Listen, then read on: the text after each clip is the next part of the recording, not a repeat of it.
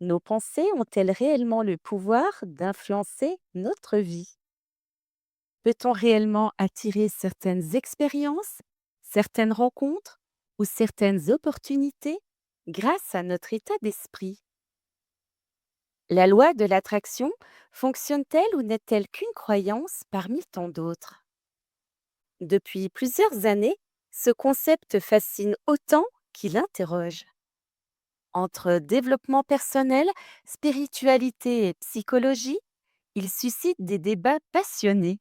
Et si ce sur quoi nous choisissons de focaliser notre regard avait plus d'impact sur notre vie que nous ne l'imaginons?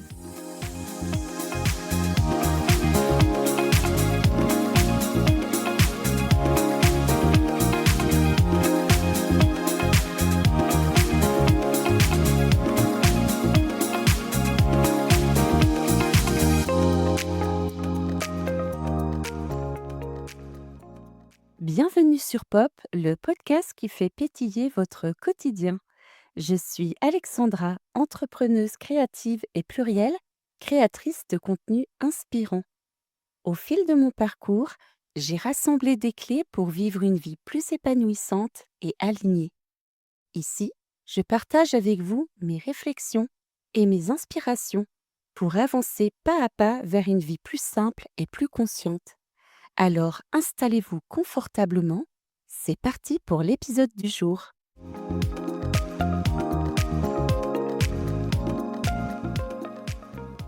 Bienvenue dans ce sixième épisode de cette masterclass consacrée à l'abondance. Pour rappel, cette masterclass est composée de 8 épisodes de podcast ainsi que d'un cahier de bord spécial abondance que je vous invite à télécharger gratuitement grâce au lien qui se trouve dans la description écrite de cet épisode. Si vous le souhaitez, vous pouvez également vous abonner au podcast pour me soutenir et ne manquer aucun épisode. La loi de l'attraction fait partie de ces sujets qui ne laissent généralement personne indifférent. Certaines personnes y voient une véritable opportunité de transformation. D'autres considèrent qu'il s'agit simplement d'une illusion. Et puis, il y a tous ceux qui se situent quelque part entre les deux. Personnellement, je pense qu'il existe quelque chose d'intéressant derrière ce concept. Quelque chose qui touche à notre capacité à voir des possibilités là où on ne voyait auparavant que des obstacles. Alors aujourd'hui, je vous propose d'explorer ensemble cette idée avec curiosité. Non pas pour déterminer si la loi de l'attraction est vraie ou fausse, mais davantage pour comprendre pourquoi notre manière de penser, de parler et de porter notre attention sur certaines choses peut parfois influencer la direction que prend notre vie. La loi de l'attraction repose sur une idée relativement simple. Nous attirons dans notre vie ce sur quoi nous portons le plus souvent notre attention. Pour certaines personnes, il s'agit d'une loi universelle liée à l'énergie, aux vibrations et à notre capacité à créer notre réalité. Pour d'autres, les explications sont davantage psychologiques. Notre cerveau a en effet tendance à repérer plus facilement ce qui correspond déjà à nos croyances, à nos attentes et à ce qui nous occupe notre esprit. Autrement dit, lorsque nous commençons à nous intéresser à quelque chose, nous avons souvent l'impression de le voir apparaître partout autour de nous. C'est un peu comme lorsque vous envisagez d'acheter une voiture d'un modèle précis et que soudainement, vous avez l'impression que tout le monde possède cette voiture. Elle était pourtant déjà là auparavant. Votre attention s'est mise à la remarquer. Et c'est probablement l'une des raisons pour lesquelles certaines personnes croient à la loi de l'attraction. Parce qu'en portant leur attention sur certaines opportunités, certains projets ou certaines possibilités, elles deviennent plus attentives à ce qui peut les aider à avancer. Mais il y a un autre élément qui me semble essentiel, l'action. Car que l'on considère la loi de l'attraction comme un principe spirituel ou comme un mécanisme psychologique, une chose revient souvent. Les personnes qui obtiennent des résultats ne se contentent pas d'attendre. Ce sont généralement elles qui commencent à avancer dans la direction de ce qu'elles souhaitent construire. Et c'est justement ce que j'ai fini par comprendre au fil des années, parce que ma propre compréhension de la loi de l'attraction a beaucoup évolué avec le temps.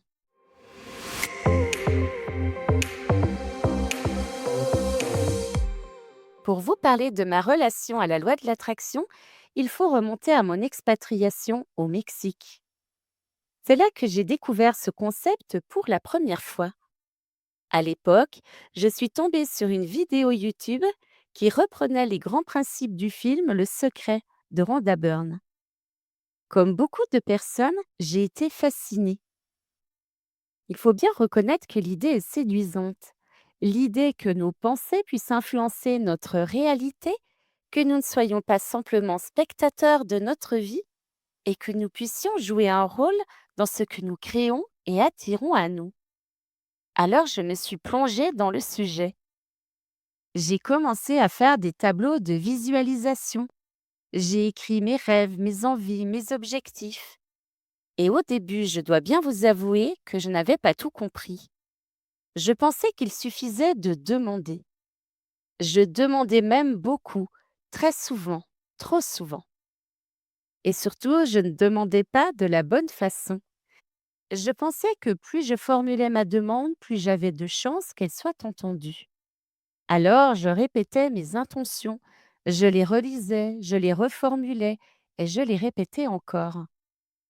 C'était bien évidemment une erreur d'interprétation que je pense de très nombreuses personnes ont fait. C'est comme si on passe une commande sur Internet et que toutes les 10 minutes, on renvoie exactement la même commande au vendeur. Et comme si j'avais besoin de vérifier sans cesse que ma demande avait bien été reçue. Avec le temps, j'ai commencé à comprendre une deuxième dimension de la loi de l'attraction. Une dimension fondamentale qui était totalement passée inaperçue dans ma compréhension de celle-ci, la notion de vibration. Et là, je vais être honnête avec vous. Je pense que c'est la partie la plus difficile à comprendre et à mettre en application. Parce qu'une fois qu'on sait ce que l'on veut, il est facile de le visualiser. Il est facile de formuler la demande. Mais il est beaucoup plus difficile de ressentir les émotions que l'on aura quand ce que l'on voudra se sera réalisé.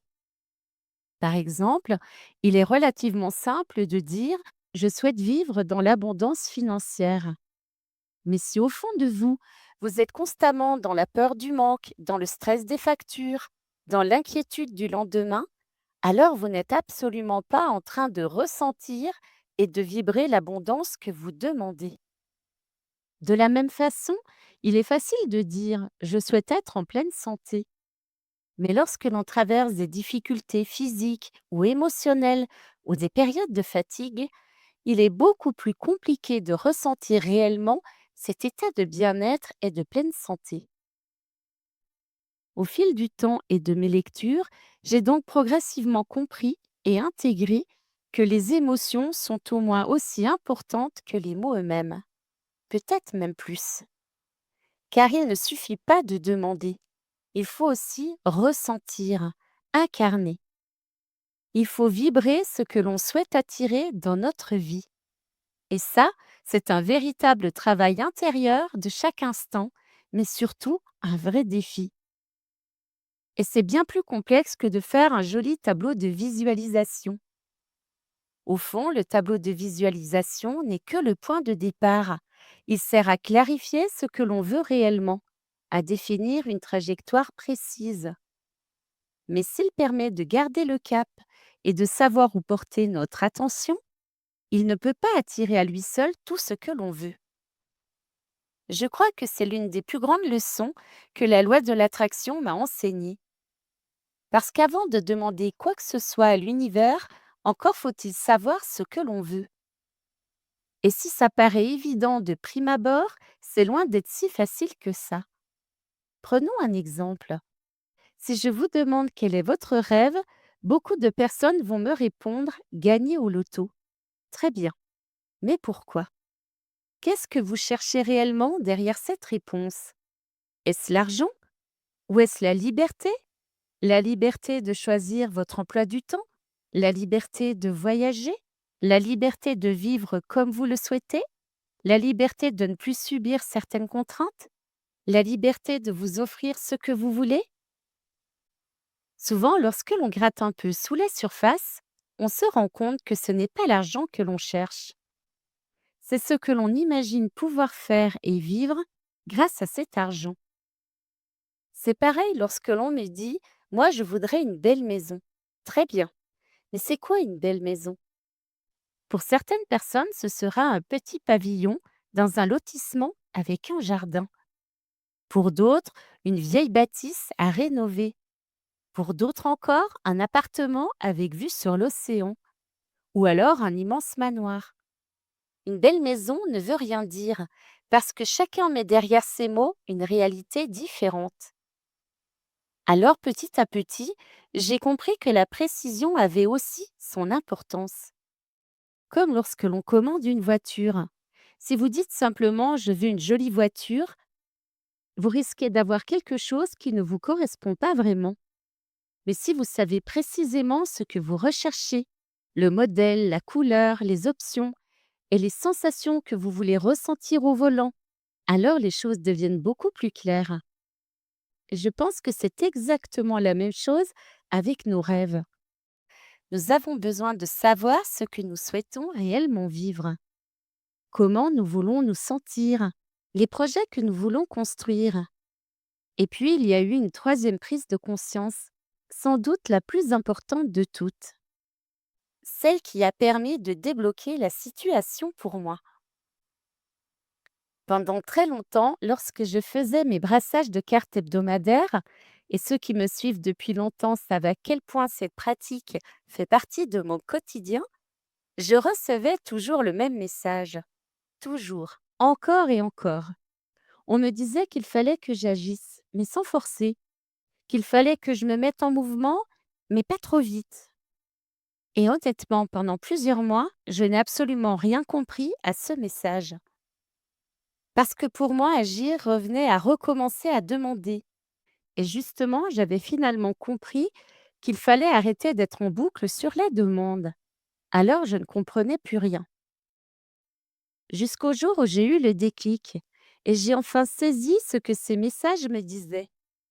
La demande avait déjà été faite, la commande était passée.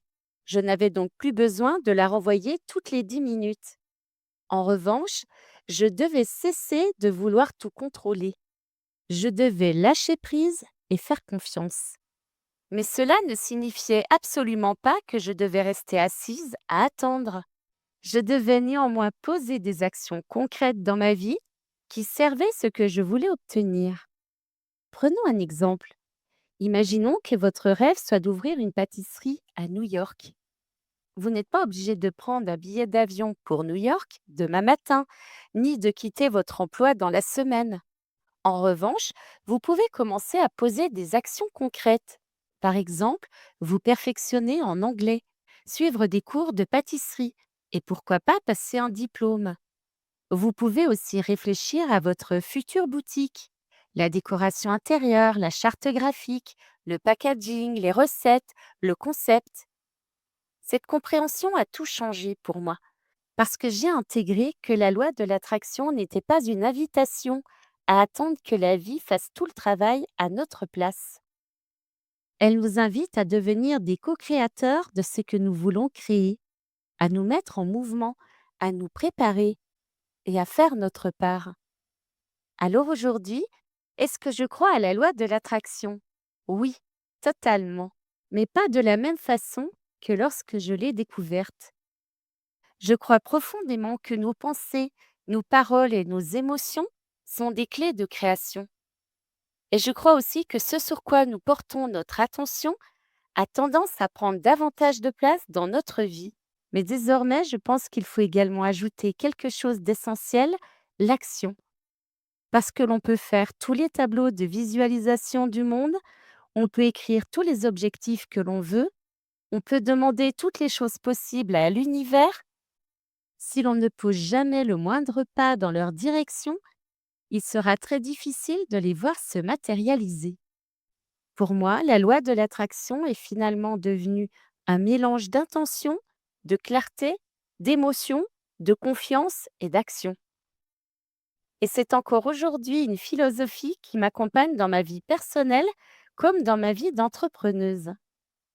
Parce que beaucoup de projets que je construis aujourd'hui ont commencé exactement comme cela, par une idée, une vision, une émotion, puis un premier petit pas. Et souvent, c'est ce premier pas qui finit par changer beaucoup plus de choses qu'on ne l'imagine. Comme vous l'avez compris au fil de cet épisode, je ne prétends pas détenir une vérité universelle. Je vous ai simplement partagé ma manière de vivre et de comprendre la loi de l'attraction au fil des années. Une compréhension qui s'est construite petit à petit, en apprenant à clarifier ce que je voulais réellement, en comprenant que les émotions avaient tout autant d'importance que les mots, en apprenant à faire confiance au processus sans être constamment dans l'attente ou dans le contrôle. Et surtout, en comprenant qu'il fallait aussi me mettre en mouvement et faire ma part. Je crois qu'il ne suffit pas de rêver sa vie, il faut aussi accepter de faire quelques pas dans la direction de son rêve. Finalement, la véritable question n'est pas qu'est-ce que j'aimerais attirer dans ma vie, mais plutôt sur quoi est-ce que j'ai choisi de porter mon attention aujourd'hui, sur ce qui me manque, sur mes peurs, sur tout ce qui me semble impossible, ou au contraire, sur les ressources déjà présentes dans ma vie, sur les possibilités qui s'offrent à moi et sur ce que j'ai réellement envie de construire. Parce que nos pensées influencent nos émotions influencent nos décisions et nos décisions influencent parfois bien plus de choses que nous ne l'imaginons.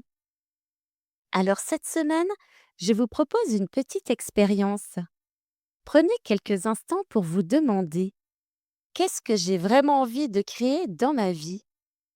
Comment ai-je envie de me sentir? Et surtout, quel pourrait être le premier petit pas que je pourrais faire aujourd'hui dans cette direction?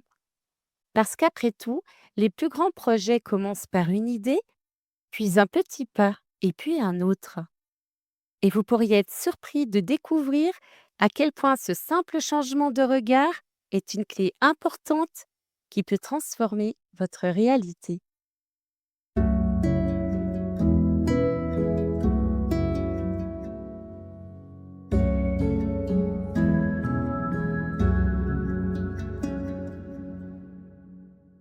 Je vous propose de terminer cet épisode avec votre bulle d'inspiration intuitive pour la semaine.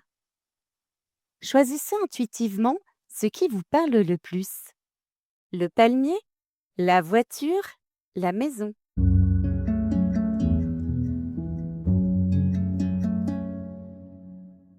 Le message du palmier. Ce message vous invite à accepter qu'une page est peut-être en train de se tourner dans votre vie. Il est possible que vous soyez actuellement entre deux étapes, avec l'impression de ne plus vraiment savoir dans quelle direction avancer. Certaines déceptions ou certains regrets du passé occupent peut-être encore beaucoup de place dans votre esprit. Pourtant, ce qui se termine aujourd'hui prépare aussi quelque chose de nouveau. Vous n'avez pas besoin d'avoir toutes les réponses immédiatement. Il vous est simplement demandé d'oser regarder vers l'avenir et de rester ouvert aux nouvelles possibilités qui souhaitent entrer dans votre vie. Une nouvelle énergie cherche à émerger, alors accueillez-la avec confiance.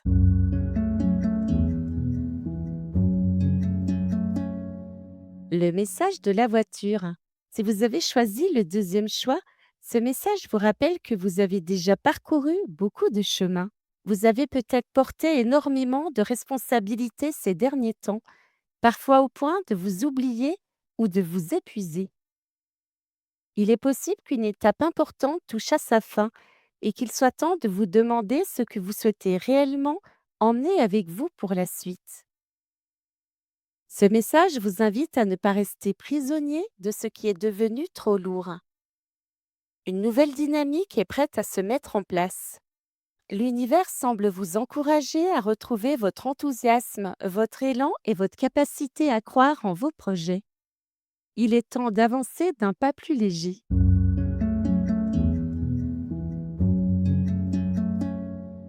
Le message de la maison. Ce message parle de nouveau départ. Quelque chose de nouveau cherche à prendre place dans votre vie. Il peut s'agir d'une idée, d'un projet, d'une envie ou même d'une nouvelle manière de voir les choses. Ce message vous encourage à faire confiance à votre intuition et à votre capacité d'apprentissage. Vous n'avez pas besoin d'être parfaitement prêt pour commencer. Il n'est pas nécessaire non plus de tout maîtriser avant de faire le premier pas. Les petites actions répétées avec régularité ont souvent beaucoup plus de pouvoir qu'on ne l'imagine. Alors autorisez-vous à commencer, autorisez-vous à apprendre et surtout autorisez-vous à croire qu'il est possible de construire quelque chose de beau un pas après l'autre. Je vous souhaite une belle et lumineuse semaine et je vous dis à mardi pour un nouvel épisode de cette masterclass spéciale abondance. Si cet épisode vous a inspiré, n'hésitez pas à le partager autour de vous et à vous abonner au podcast. Et si le cœur vous en dit, retrouvez-moi sur Instagram, Alexandra tout simplement. Je vous dis à très vite pour un nouvel épisode et surtout, prenez soin de vous et suivez ce qui vibre.